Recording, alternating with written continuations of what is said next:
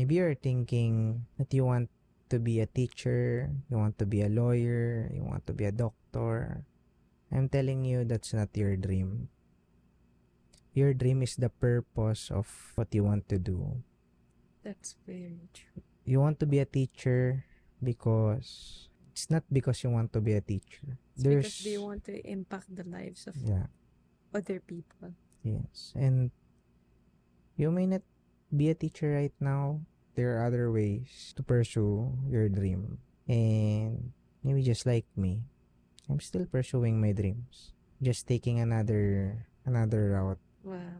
Kasi wala lang akong access dun sa gusto kong door na buksan. But don't let those closed doors make you think that there's no way to achieve your dreams.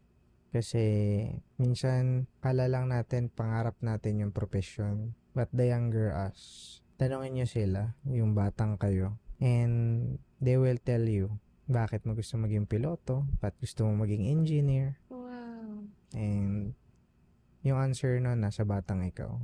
Kasi tandaan nyo, yung unang nangarap, yung batang ikaw.